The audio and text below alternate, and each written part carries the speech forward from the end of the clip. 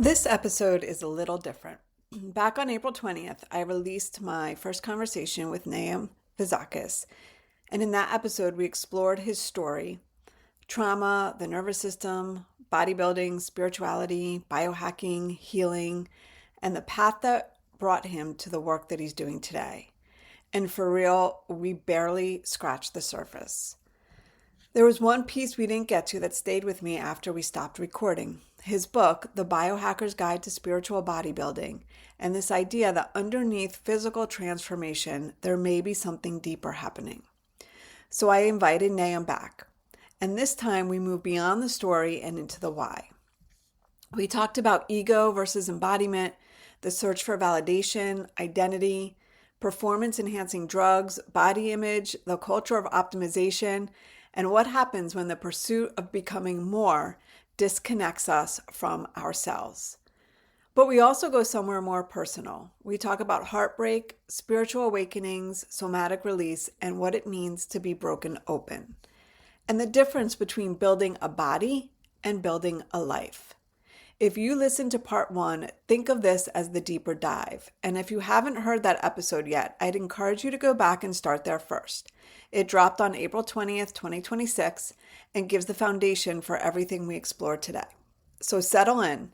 This one gets real and it gets deep. Here is my conversation with Nahum Vizakis. Welcome to the Spiritually Curious Therapist, where science, spirit, and the self come together in the art of healing. I'm Jody Silverman, psychotherapist, Reiki master, and fellow seeker. Here we explore how presence, compassion, and nervous system wisdom helps us reconnect with the heart, the body, and the soul. I am back today with Nahum Vizakis. This is part two. So if you missed part one, that episode actually dropped on April 20th.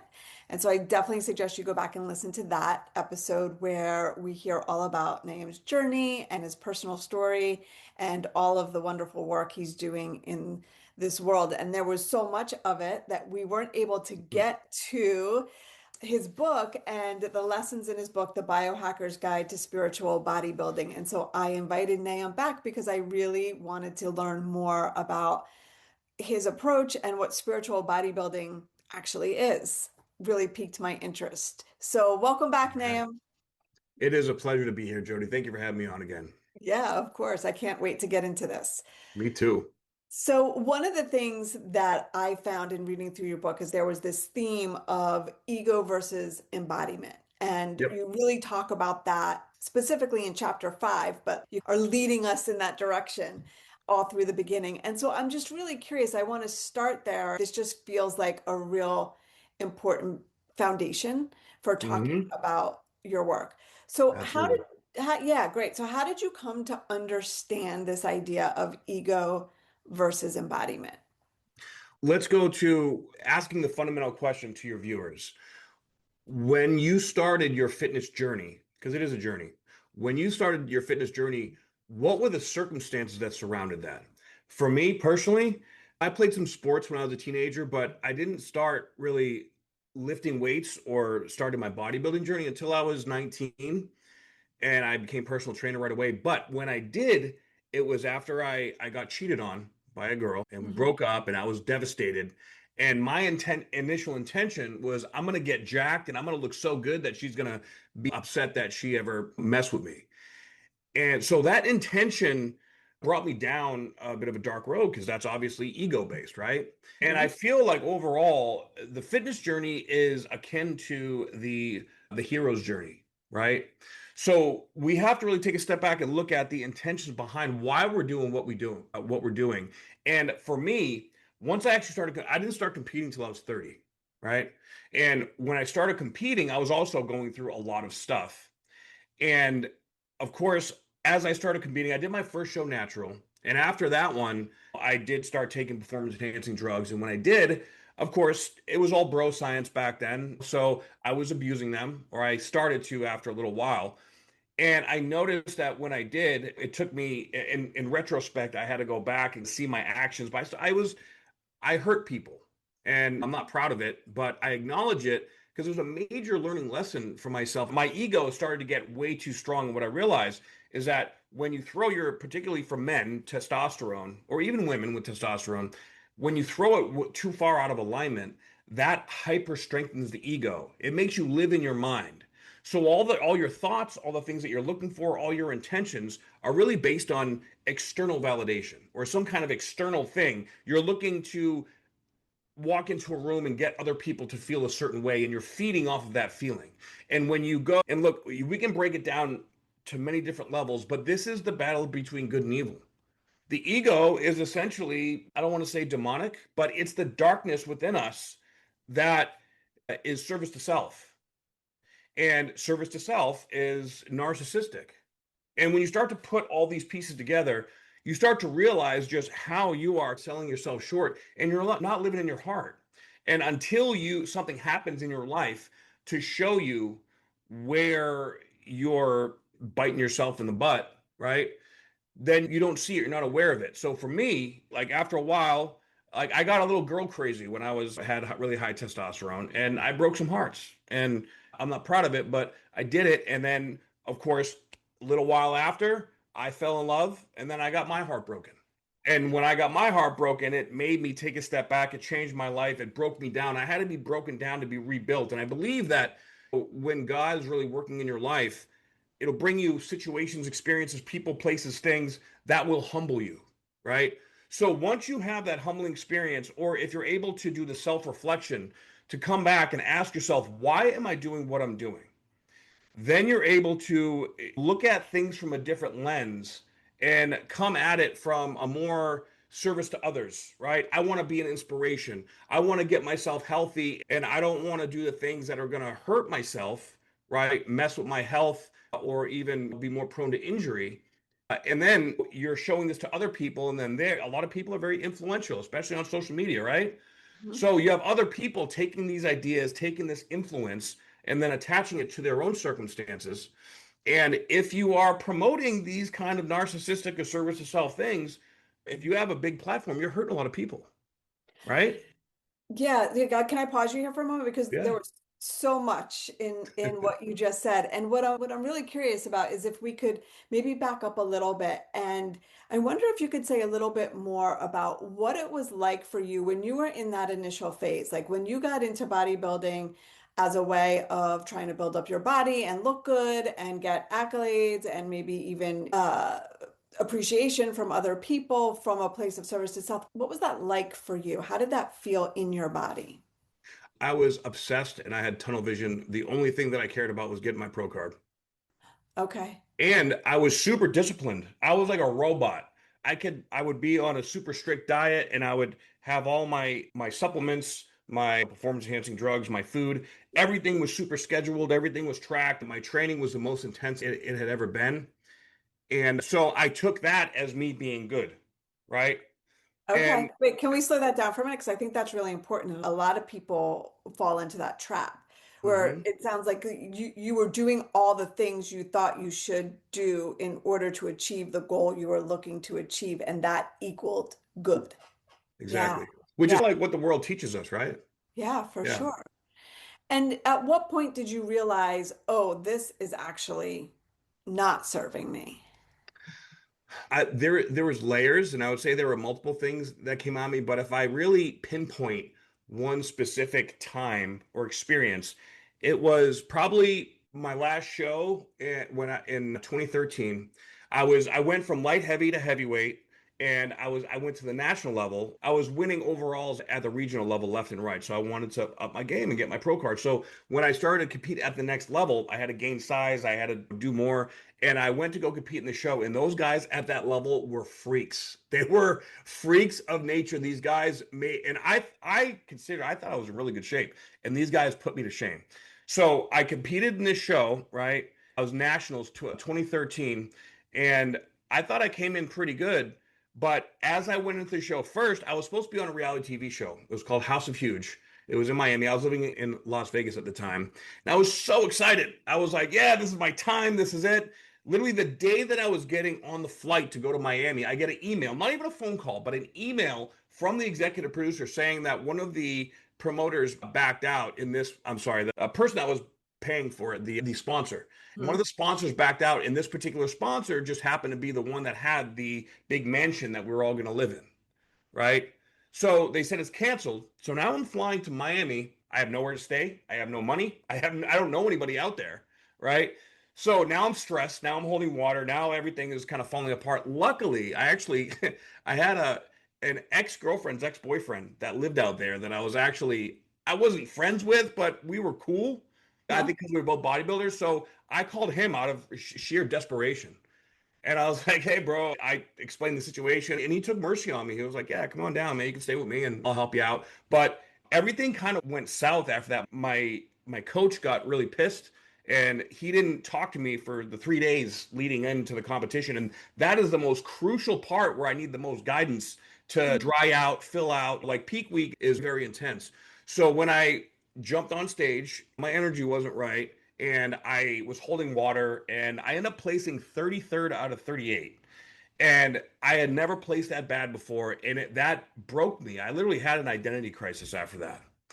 Because here I am, I was training for this for 6 months. I spent all my money, I spent all my time. I kind of even alienated myself from a lot of people. So when I was done with that, and I was just sitting in this place like I had nothing. And I started to really contemplate my life and why am I doing this and where am I going and what's the next step? And I had to accept that, hey, maybe being an IFBB pro is not for me. Maybe there's something else out there. And just so happened that 2 months after this competition, I started massage school. And Okay. so it was a series of events that had already lined up. And when I started going to massage school, I literally started training in the exact opposite direction. So I started learning how to meditate and I started slowing down and I started learning about more about energy and empathy and chi and all these things. And then throughout that year, I had massive spiritual awakenings, somato emotional releases, fascial unwinding. And that was really where I found that's when I did ayahuasca and when I really just connected deeply to myself and I started learning about love. Yeah, so it was an interesting transition, and I think it goes back to what you talked about earlier, but also in our previous episode about fear Yeah. and leaning into fear Yep. opposed to running away from it. And in that story, there were many opportunities where you could have run in a direction that may not have been supportive of your journey or of your healing, and you trusted your intuition and move forward. And what's interesting is, and I think you touched on this a little bit in our previous episode, but can you share with us a little bit more about like how you went from bodybuilding to massage? I've always been fascinated with the human body, right? Okay.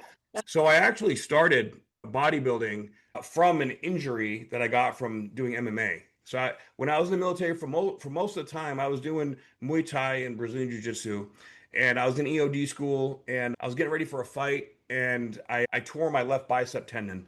And after that, I had to recover, and I didn't want to fail out of school, right? So I was freaked out. I was like, whoa, okay, I'm done with this. And I just started doing physical therapy on myself, and I realized that doing controlled, solid, concentrated movements, my body liked it a lot better. Mm.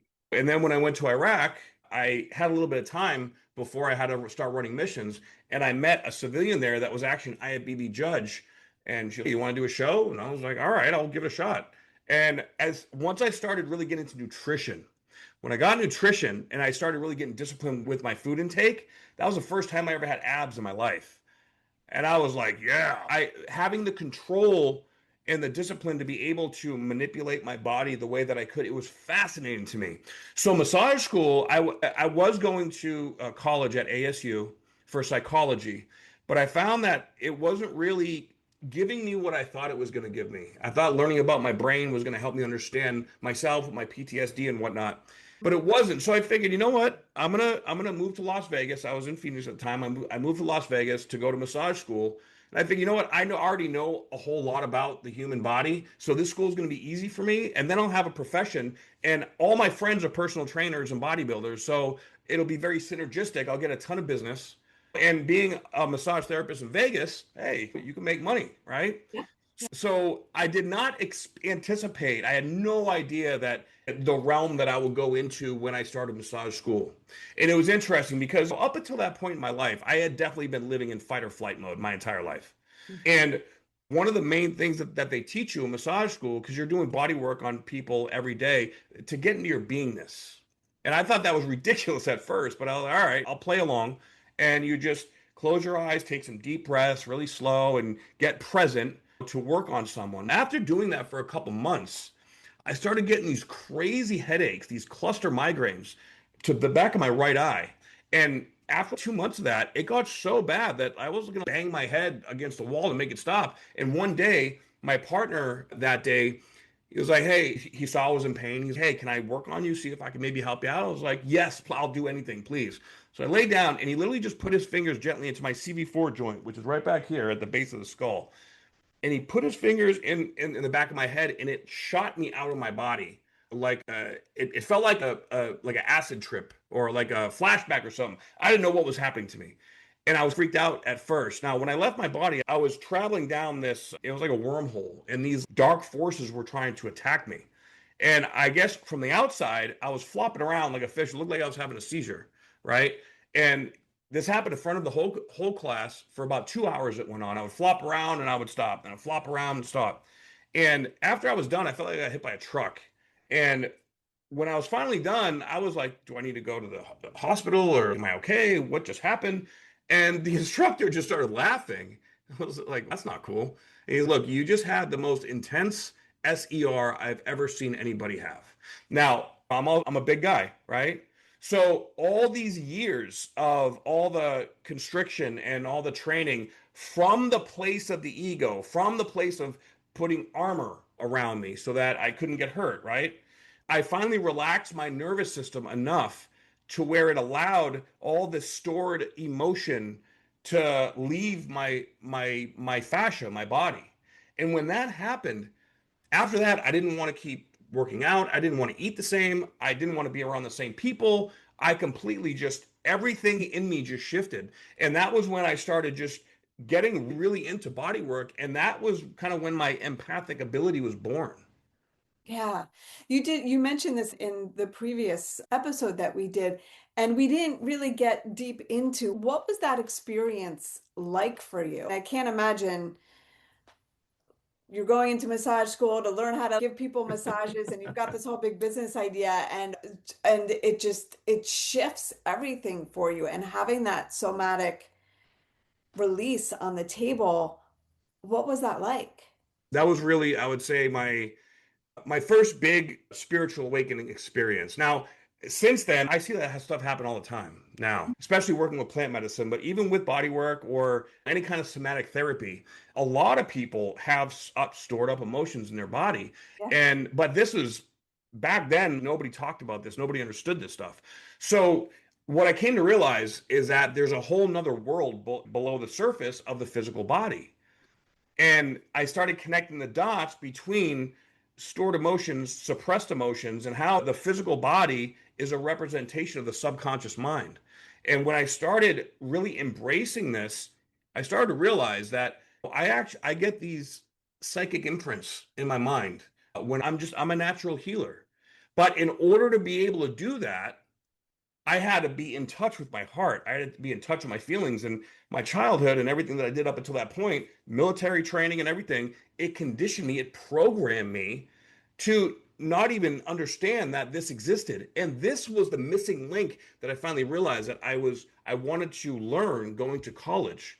But that stuff cannot be learned through talk or intellectual stimulation.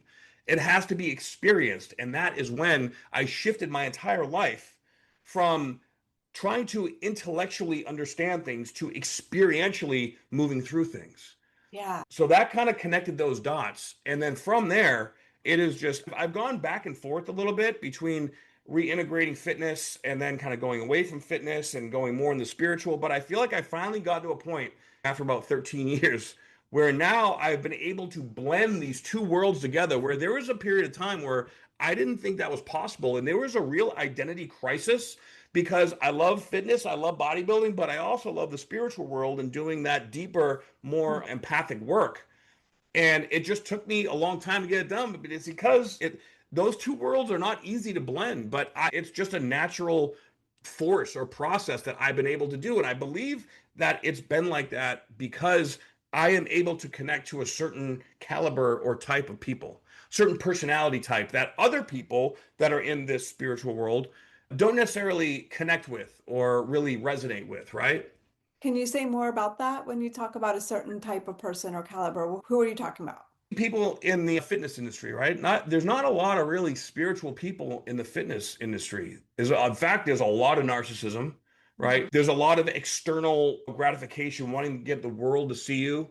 And a lot of people are trying to be something that they're not. And that's a big thing that really I try to hit home because for me, when I was in the best shape of my life, like back then before I had that big awakening, I was miserable. Yeah. I looked insane. I looked great, but I was antisocial. I didn't want to talk to anybody. I was not me Mhm. because I was seeking all that external stuff. And I'm highly sensitive to this stuff. So I'm grateful for that now. But back then I felt like I was cursed. I felt like there's something wrong with me. So now I can go into a gym and I can assess someone and I can tell them where their emotions are out of balance by the way they train, by the way they walk, by the way they sit, by the way they talk, by their facial expressions. It's now it all makes sense, right? I've been able to connect with some people high up in the world. I've been doing this weekly challenge with Kai Green, which is one of the great legends in the bodybuilding world. And I have these deep spiritual conversations with him all the time. And he's bro, you blow my mind, man. It's so refreshing and so wild to be able to have these deep, grounded, but deep spiritual conversations. And I love doing that. I love getting people to look and think outside the box and really dig deeper into why they're doing what they're doing or why they're having issues. Say, for example, I have a guy at my gym. He just started getting ready for a bodybuilding show, and he's started eating more food. He's getting super bloated, and he's holding on a lot of water. Dude, you should probably do a gut detox and get some diagnostics done before you start. You may have a gluten allergy, or a lot of guys, what they'll do is they'll just say, okay, this food's healthy, right? So I'm going to eat this food, and it's going to get me like this. It's not that simple, especially this day and age with all the poisons and all the crap they put in the food, right? You need diagnostics. And honestly, all these things cost a lot of money. It is Yeah. very expensive to be a competitive bodybuilder, right? And a lot of those guys don't have a lot of money. So they try to cut corners, and everybody's trying to get the shortcut and to cut a corner to look like Chris Bumstead or some other pro when you also have to consider genetics, right? So I think a lot of people are chasing something, right? And not slowing down to really be honest with themselves. Look, I didn't want to continue to hurt myself. And I'm grateful that I saw that before I really did hurt myself to back off and go in a different direction. Because I have some friends, and actually, a big reason why I wrote this book is because I have 5 friends that were really close to me that died over the years because they Mm. could not stop. I have 2 friends that have had to get kidney transplants, right? As a result of the performance enhancing drugs and the way that they treated their bodies. Yeah. Yeah. What is it like for you to see people do that, especially good friends, It when you breaks my have the heart. knowledge that you have? Yeah. It breaks my heart. And even now, people when they start to have a real serious medical issue, whether it's suddenly they find out that they have nerve impingement, it's so bad they have to have surgery, go in there. Or I have a friend that just had caught bladder cancer and went and did some severe surgery, get a new artificial bladder put in his body. Those are unnecessary, but people of course, they're going to get afraid. Suddenly, their life is on the line, and now they're facing an existential crisis. And for me, it just so happens that existential crises are what I deal with the best because I've Mm. had so many of them, right? But the big thing is to take a step back and look at the fear and learn how to approach it or absorb it or understand it in a way so that you can integrate the understanding of what's going on, learn the emotional lesson, and when that brings the body and the mind more into coherence, and when you do that, the body will actually start healing itself. And the biggest thing for your viewers, I hit this home all the time because so many people leave this part out when it comes to being healthy or healing. Every physical ailment has a correlating emotional imbalance. And unless you connect to that emotional imbalance, you are never going to heal. Even if you have the surgery, you're still going to have complications because you have not addressed the emotional component. How did you come to learn that? What's that? How did you come to learn or understand that every physical ailment has an emotional impact? through through working with people and doing the work on myself. I Yeah. just things over time and all the different modalities and things that I've done over time, thing it just every time that I saw that and when they would listen to me and they would let me help, it worked. They healed. And it's actually very simple. It's Hmm. just it just they don't teach you this kind of stuff. And also when that level in depth of fear hits your consciousness, people it's you fight, flight, or freeze, right? So you have to learn really at the very core, it's about learning how to understand and master that fight, flight, or freeze response. And we do have control over that, but it's not taught to the general public. And so that's the big, everybody that I work with at the very core, whatever issues that they're dealing with, that is what I teach them. Which brings me to what you talk a lot about in your book, especially in those early chapters around really slowing down and paying Mhm. attention to your body, working with your body, seeing your body as, I think you said, a temple, right? Yeah. Versus something that you use or abuse in order to move through the world in a way that you think you should be moving through the world. Yeah, and there's a lot of belief systems that come into this, a lot of the conditioning that we've had throughout our lives, right? You always got to meet someone where they're at, but it's such a beautiful experience when someone gets it. And I spend my time trying to find different ways to get to connect with people to help them understand these concepts in whatever way that might be. Yeah. What is it? What does the spiritual bodybuilding look like in practice? So if we're starting at the basics in terms of somebody comes in and they're like, all right, teach me this, teach me your way of doing this. How do you start people off? First off, the spiritual bodybuilding is a philosophy. It does not necessarily mean that you have to be a bodybuilder to be able to follow this. When Yeah, I say bodybuilding, especially spiritual bodybuilding, this is about mastering your body, your consciousness, and all in your mind, I right? love it. Yep. So when you can take these principles, these philosophies, and apply it to whatever it is that you're doing, right? Then you learn how to identify, is this action that I'm taking hurting me or is it helping me? Is it self-loathing or self-loving?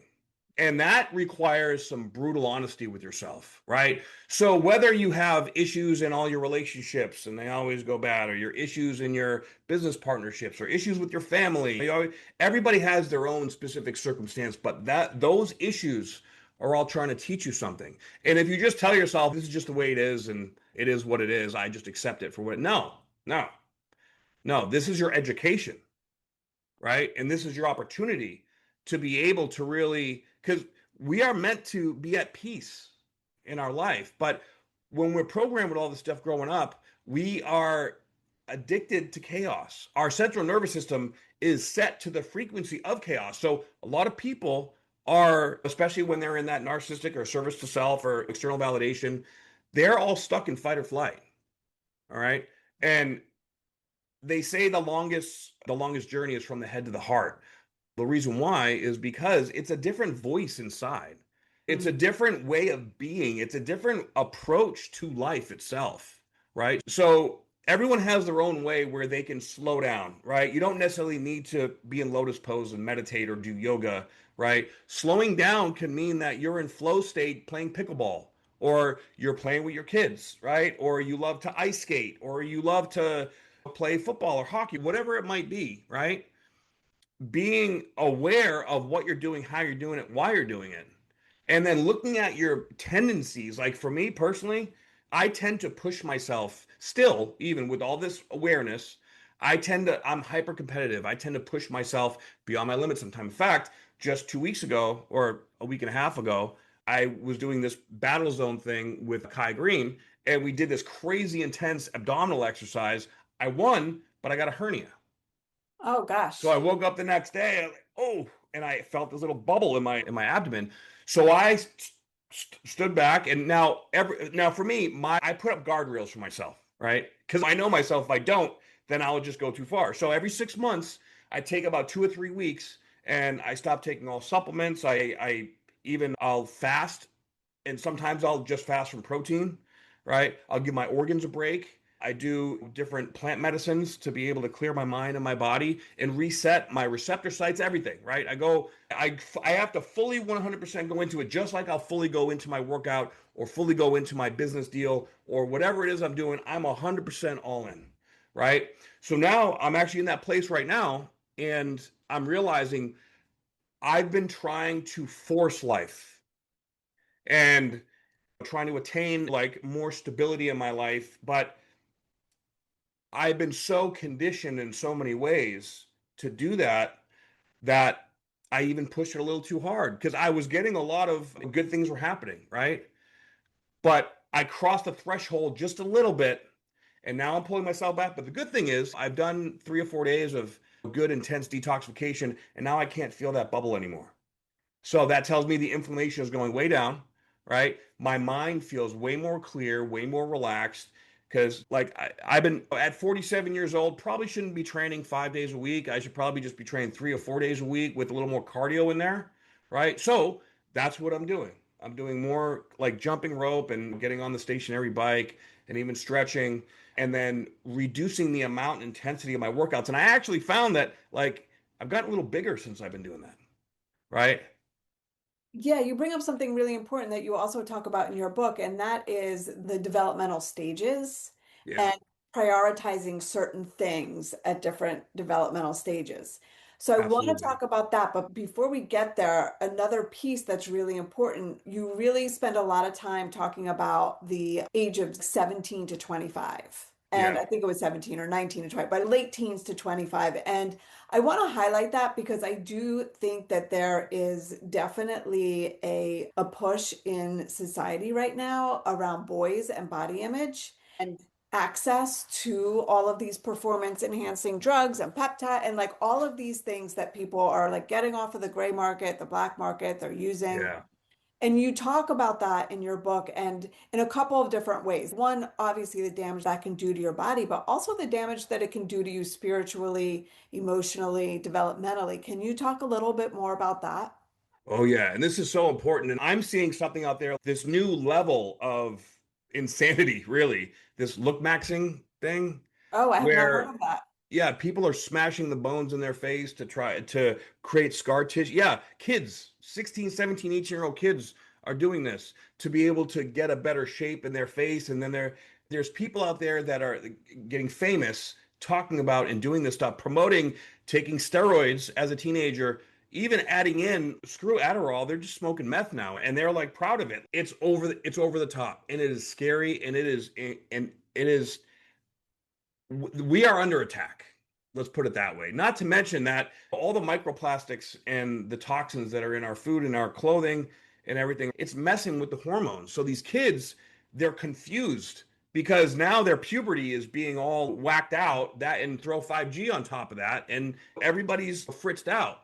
But the big thing to take away from this is that in that period of time of life, your frontal lobe has not been fully developed yet. So anything that you take or consume that is altering your hormones or even peptides at that age, you can be doing permanent damage to your frontal lobe in your brain. And what this does with your identity is your identity becomes wrapped around this idea of this obsession that you have with your appearance. So this is going to be something you're going to struggle with, have mental health issues with for the rest of your life, right? Because the neural pathways are not developed and now they're locked into place. Now, I'm sure there's going to be some kind of technology that comes out later on in life, but the problems that these kids are setting themselves up for are astronomical. They're on another level, right? We have to be able to maximize our natural potential. And when you're at that age, even your bones are still growing, right? Like everything, like you're not supposed to look like me when you're 20 years old. It doesn't work like that. However, we do have some of the top pro bodybuilders out there that are now competing at 21, 22, 23 years old, and they're on a whole a gang load of drugs and gear, and they even have coaches that are promoting this stuff, and that's got to stop. Yeah, it's really scary when you think about that because It you're right. is. They're still so young and still developing. And I'm curious, as you're talking about this and I'm looking at you and I'm watching you, and what's arriving for me is thinking about your story and where you were when you were 19, 20 years old. And I'm just Yeah. wondering, yeah, like just through this lens that we're talking about, when you think back to like you at that age, what arises for you in this I conversation? was one of those impressionable kids. I'm actually grateful that I didn't have access to all the information and all the stuff that they have access to now, because there's a good chance I may have gone down that road, right? I think I tried, like I made this friend when I was 22 that was looked like me now. He was jacked. He was like 28, right? Is all sleeved out tattoos, and I thought he was the coolest guy on the planet. And he turned me on to get on steroids at that age. I think I did it for 2.5 or 3 months, and I did not do it right. And I got off, and I just got acne and gyno, and it was all bad. After that, I didn't touch it until I was 31, right? But it really comes down to accepting yourself. And I think that we need better role models, or at least we need better role models that are getting out there to the world, that are getting recognition to teach these things. I believe, though, that there's some kind of the powers that be, they promote and influence this for a reason, to keep people, to keep like the alpha type males and like the powerful people, to keep them from being in love and to keep them from being a sovereign being. Because if that happens, then they're actually going to become wise and intelligent and do something good with their lives and actually help promote and influence people in a positive way. I do think that's turning around, right? So because I've experienced it myself, and hey, I have nephews and nieces and I have a daughter, I want my child and I want my nephews and nieces and all people that I love and care about to be able to see an example of how it can be done in a healthy way and have a good life, and look at both sides of the coin and understand how and why these things are so self-sabotaging. But we live in a world right now where victim consciousness is huge. It's a big problem. And social media doesn't help, right? And I think the next phase of that is going to be where people are going to start building communities again. People are going to start to interact together, put the phones away, and really just go back to just shooting hoops out in the neighborhood court and really connect. I think we are a society right now lacking connection, but this is also a time that is testing the souls of man. And when I say man, human beings, men and women. And we are being asked by spirit to show up in our heart. So I believe that the way these things are going, case in point, this guy, I don't even want to say his name to give him any kind of clout, but there's this one dude that's big into looks maxing and he's influencing millions of people. But he just OD'd in a bar, and now I think he's going to prison for doing some just stupid stuff. And I think more and more that's going to be happening. And I honestly hope it does, so that the people that are spreading the good, positive messages are going to be able to influence people more and more in those positive kind of ways. And I'm so passionate about it because I care and I've been there. And you're setting yourself up for a life of hardship if you continue down that path. And I wouldn't wish that on my worst enemy. Yeah. Yeah, it makes me think about how you talk about how important it is to go through these stages in Yeah. order to get to the other side in a healthy, meaningful way. And It is, but hopefully, with the information that I'm providing here, you won't need to learn the hard way so hard, right? yes, yes, and that's what I meant. So one of the things you talk about is how some of these ways of showing up in the world prevents going through those the growth stages. What Yeah. I was thinking of is you have to be able to crawl before you walk.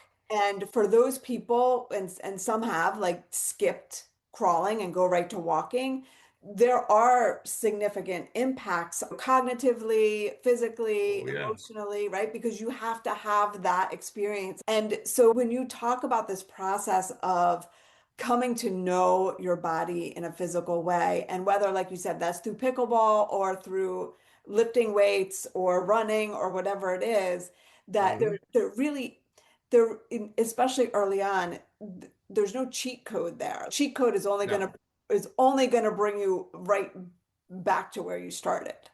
Exactly. And then they will eventually learn and see that if you really want success, if you really want peace and happiness and love in your life, there is no shortcut, period. So you look at stories from Navy SEALs or people that have made it into the special operations community in the military.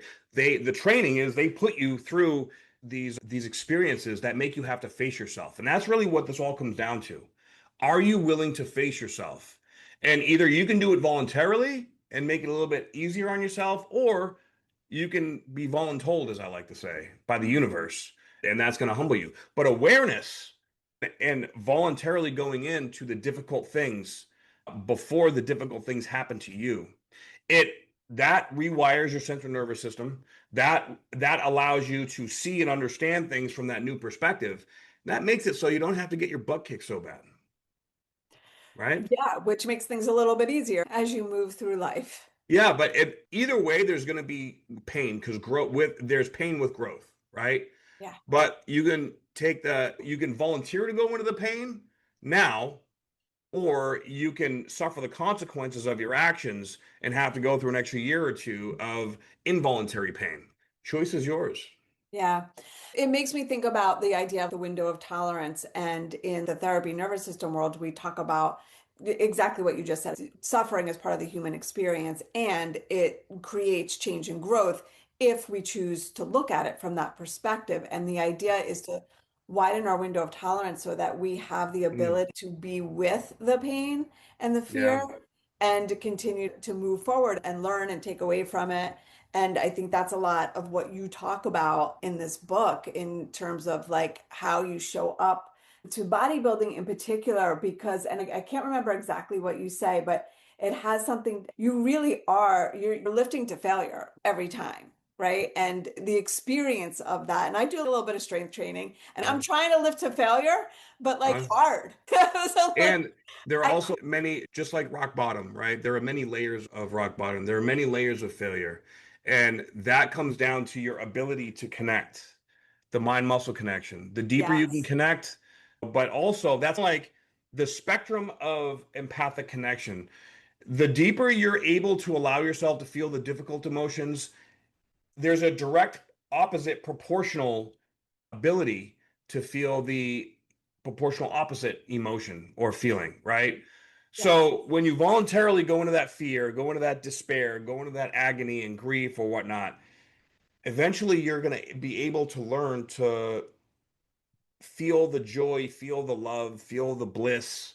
And then you can learn how to, the next layer of that, I would say, is because there's always going to be an oscillation. You're not going to be in bliss for the rest of your life. That's in the after you die and go on to the next dimension, right? But while we're here, there's going to be an oscillating level of good and bad, and it's going to go back and forth, but not getting attached to the lows and not getting attached to the highs, right? And hey, you can, for example, I really knew that I was done with bodybuilding when after that competition, I had an identity crisis and I took 7 years off. I came back in 2022 after I did all this massive amount of work on myself and I competed again as a masters. When I competed again, I won overall. So I won first place and I felt nothing. hmm, Before, when I would win shows, it was like I was gassed up. I was like, yeah, let's go. I want to keep going. This time I was like, all right, cool, let's go get something to eat. It was nothing. And I was disappointed or I was confused by that feeling at first. But what I realized is that I had emotionally matured enough to where now I'm not getting attached. It's like a dopamine hit. I'm no longer attached or addicted to that dopamine hit. Now I can have good things happen and I appreciate it. But when you get attached to that good feeling, inevitably that good feeling is going to leave. And then what's going to happen? You're going to get depressed, you're going to get sad, you're going to go back around into this swinging back and forth. When you can stay in the center, the middle path, then the bad stuff, it goes faster and it doesn't hurt so bad. When the good stuff happens, you appreciate it, but you don't get addicted or attached to it. And that's when you know you have true self mastery, when you can be at that place where you stay centered no matter what. yeah. Yeah, so speaking of that, I want to shift into the use of performance enhancing drugs, because in your book you talk about all of this, and then you get to a point where you say, okay, once you get to a certain point, there is a point in time where you can access these tools, Yep. but it really matters what frame of mind you're coming from. The intention behind why you're doing what you're doing. Yeah, yeah. Absolutely. Can you say more about that? Yeah, I think especially this day and age, people are trying to look for shortcuts everywhere. So, first and foremost, you have to maximize your natural potential. All right. And a lot of people would be surprised when you really put your mind to something and you have good sleep, you have good consistency in your days, you have good nutrition, you have good training. You're actually going to be able to accomplish a lot more than what most people think they can accomplish. Now, let's say that you've maximized your natural potential and you want to do a show or you want to do it for whatever reason. All right. Now you can help to enhance the process to increase recovery or decrease recovery time, to increase your mental acuity, to if you're stuck at 6% body fat, you're trying to get to 4.5, get those stubborn few pounds off. But you have to understand your own body and how it functions. Because when you get to these thresholds, this is essentially taking the threshold and pushing it just a little further. But you also have to know your limitations. You have to definitely get diagnostics done so you know where your numbers are at. This is where everything becomes surgical. You have to become, you need precision because once you start going over that threshold, the ego takes over and you start to compensate. And that is a slippery, slippery slope, right? Then suddenly 3 years later, you're still abusing the stuff. And then suddenly your kidneys are shutting down, Yeah. right? And that doesn't even bring into the equation if you're getting stuff from gray market or black market and there's toxins in there and God knows what, and is your detox pathways all lined up. Like a lot of these things you don't feel until they're already a pretty big problem, right? And when we take something that brings our numbers out of alignment, right, there is a certain spiritual compensation that is happening there. Now, the most dangerous ones that I would say anybody can mess with is insulin and thyroid hormones. Nobody should ever need to take that stuff unless you have a condition, right? Because once you start messing with your insulin, you can become diabetic like that. You can even kill yourself if you take the wrong dose or don't have the right carbs set up. It has to be very precise. Thyroid hormones also, a lot of people already have hyperthyroidism, Hashimoto's, all these things. So it might help you get a little bit over the edge, but I cannot tell you how many coaches that I see have people on T3 and even insulin, and then a whole like three, four, five different steroids, and then growth hormone, and then peptides. The stacks people are taking these days is nuts. If you look back 20, 30 years ago to the people that were in like my day or even like the golden age of bodybuilding, most of these guys, they didn't even really know what was going on. They would just take a little bit of testosterone, a little bit of D-ball, right? And for the last 6 to 8 weeks before a show, some of the greatest bodybuilders out there did not take that much, just above HRT levels. But they had the genetics, they had the discipline, they had the foundation down. That's why they were successful. But people think it's all these steroids. So whenever and once you start combining these things too, the insulin with the thyroid, with the steroids, with the HGH, you're just you're a biochemical cesspool, right? And the side effects don't show up right away. They show up months or even years later. I had this one woman that I trained when I was back in the day when I was living in Phoenix, and she did 8 shows in a row. She was a figure competitor, and she looked insane for 2 years straight. Incredible, couldn't be touched, winning all her shows left and right. Then, of course, she ended up getting burnt out. And come to find, and when she came to me to help her out, she was like, I don't know what to do. She looked like a balloon. She was gonna pop. Like water retention everywhere. She was eating very little, right? She had basically been starving herself for 2 years and taking thyroid medication T3. And when she got off the T3, first of all, she had to like now a condition around food, right? Which happens to a lot of people in the fitness industry. Sure. Yeah. So she's so strict for so long. Now I think she even got bulimic because she would eat some sugar and then, oh no, shit, I gotta get it out, right? Yeah. Her thyroid never returned back to normal. So I took my alternative medicine approaches and we did some combo work and started doing some other healing stuff with ozone and things like that to try to help to re-stimulate the natural production of thyroid hormones. But that got her depressed for 9 months to a year. She struggled Mm. like really bad because she was so disciplined and she was so sure that she was doing the right things. And now she can't get this weight off after looking like that for so long, right? It was almost like her identity shifted, and she that can really mess with your head. And so it's the mental stuff also too that really it sneaks up on you. Look, you cannot stay looking like you're 6 weeks out from getting on stage year round, or for the rest of your life for that matter. I was able to keep it for about 4 years, but I beat the crap out of myself in the process. And I feel very blessed and fortunate that I had that identity crisis and that things turned around and I found plant medicine and I cleaned my body out enough and had the awareness. But when this happens, suddenly you have to be like have a PhD or be your own doctor, because the doctors are not going to take the time. Like they're going to put you on this prescription, or they're going to say stop eating this, eat that. Now this day and age, there are alternative therapies, integrated medicine. There's a lot of new ways and techniques where we can identify these things and help out. But that doesn't slow down or impede the fact that you're still going to struggle emotionally and mentally for a while, when the things that you used to do for yourself, they don't work anymore. And you can't take the same stuff because now it's having an opposite reaction. Now you have to basically reverse engineer everything. And even when doing that, people don't take into consideration the emotional state. And that is the most important state, because literally, if you're stressed out, if you're missing the version of you that you used to be, you're going to be pumping cortisol no matter what, because you feel like you're not okay being you, Yeah. right? Yeah.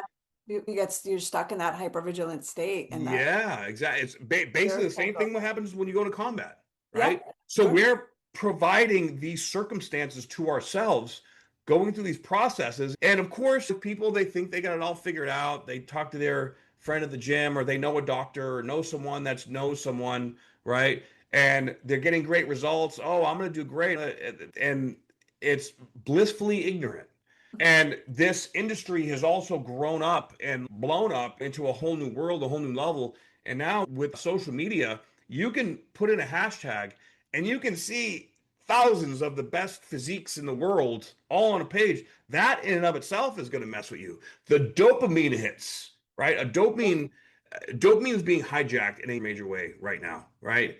So like it's literally a societal thing. And so I'm actually working on creating a community and an experience to where we can bring all this stuff back. Yes, stay in shape, be in shape, but the number one requirement is you have to fully accept yourself where you're at right now. Once you can fully accept, and that requires a lot of inner work. Once you can fully accept yourself, then you take that state and you take it one day at a time, and you master your day one day at a time. And then as you do that for the longevity, right? If I didn't have these fundamentals in place, I wouldn't be able to continue to stay in shape at my age the way I do, right? So, and that also brings in like the blocks of age that I go into in my book, where your body's going to respond to its environment in one way between like 21 and 40. Between 41 and 60, now everything's changing a little bit. Things are slowing down, right? There's a lot of biochemical processes that are changing. Your body needs different stimulus in a different environment. Then when you even go up to 60, up to the however else long you're going to live, that's even further, right? Like now your digestive enzymes aren't there, and you have to that this is where you have to start supplementing with things for anti-aging longevity. You have to focus more on being at peace, on not stressing your joints, on doing more cardio and keeping your heart healthy. All these things are so important. And the number one blockage that I see with just about anybody is you got to accept where you're at. Yeah. Yeah. That's the big missing piece. I think once you can, because a lot of people are trying to force themselves, they're trying to force a square peg into a round hole, right? So I'm curious, and we do have to start wrapping up, but before we do, given what you're all of what you're describing here, if you had to think back at the point where you started to fully accept yourself, when would that be? First time I did ayahuasca. That was the first time I felt love, and that just changed the entire dynamic of my life, because that was what I had been going to school and going to the military, doing everything that I did. That was really what I was looking for, and I didn't even understand it because I had never felt it before. Yeah. Once I felt that feeling, everything before that in my life, the 33 years before my life, I realized I was lying to myself, or what I thought was love was attachment, and then all these imbalances. And that just pulling that thread just opened up a whole new universe to me. And that was when I really started to question everything, and my mind just got wide open. And I slowly but surely, through layers and levels, it changed everything about me. Yeah. What a beautiful experience. It was, and I continue. Ayahuasca is my favorite medicine, and probably the most powerful medicine out there that most people can do. Ibogaine is a bit more powerful, but that's only for very specific demographic of people. Mhm. But ayahuasca, it heals your body, your mind, and your soul all at the same time. It is so powerful. It's like the spirit of ayahuasca is like the divine mother. Now, the mother, she can give you tough love, or she can be very kind and compassionate. Usually it's the opposite. If you've never done it before, she gives you the opposite of what you think she's going to give you. But she gives you what you need, not what you want. And she's also smarter than you. So she bypasses the ego. And she Yeah. knows really how to get in that heart and pull on the heartstrings and open up all the blockages out of there. Really, when it comes down to it, living life with an open heart is the only way to live. Right. And I think that we're all trying to get there. But the world lies to us. And when we're so impressionable, we feel lost, we don't know, we're searching for meaning and we're searching for understanding and all these things. All these things are already within, but they're in the heart. And usually there's some degree of pain that does not want to be felt or faced in the heart, which is where we reverse trajectory, come back up in the mind, and we say, I'm going to do this. I'm going to do more of this, and this is going to get me where I want to go. And that's the proverbial carrot on the stick, right? And until you stop chasing, until you stop moving in that direction, and you slow down and just be, that's your new starting point. And once people experience that new starting point, that is what changes everything. Yeah. Yeah, and I think about shadow work and protective parts and all of the ways in which we stay away from feeling what's in our heart because there is suffering and pain there and we are There conditioned is. to move away from that instead of towards it. Naim, is Yeah. there anything that we have not talked about that you would like our listeners to know as we wrap up? What's coming to my mind is actually today is May 6th, right? 2026. And we have recently moved into a whole new energy, and it's really affecting our nervous system in a new way. This is off subject, but I just feel very called to share this. So, nervous system regulation is more important now than ever before, because the chaos out in the world, we're going to be like our antenna in our body really is our nervous system. It's going to be getting yanked way harder in these directions, and whatever we have not moved through, what all the shadow that we have not faced or acknowledged, is going to be hitting people so much harder now. So it's so important to do your inner work and to find that beingness in slowing down within yourself. Whatever circumstances are in your life, everyone can find 15, 20 minutes in a 24-hour day to just sit there and breathe or just go for a walk, something, right? But I cannot stress this enough that we need to be more still, and when we do, our calling is going to get louder. I believe everyone has a calling in this that's alive in this world today. And we are being called to stand up in our hearts to be able to lead into this new frequency. And this new frequency now is it's been turned up significantly, and it's a whole new way of being. So everything that used to work is not going to work anymore, right? You can't analyze your way through this energy. You have to feel your way through this energy. So I hope that helps someone out there that's might have been curious. Yeah, absolutely. I love that. And I would wholeheartedly agree. And I see that too a lot in my practice with people who are really struggling with chronic pain, chronic illness, like Yeah. all of and I think that's all a part of this. And you use the word antenna, and I'm thinking, yeah, we've all been sensitized to the environment, to other people, there's just a lot of hypervigilance that we're all walking around with, I think, post-COVID. And so I really appreciate what you're saying. And I love what you just said. And so it bears repeating, which is this is not something we can analyze our way out of. This is something we have to Right. feel our way through, which I think is so incredibly true. So thank you for that and for all that you're doing in the world. And Thank I'm you. just so glad our paths have crossed. Me And I too. will put a link to your book, will be in the show notes and all of your socials and your website and all of that information in case people want to get in touch with you. Thank you so very much. I appreciate you. Yeah, thank you.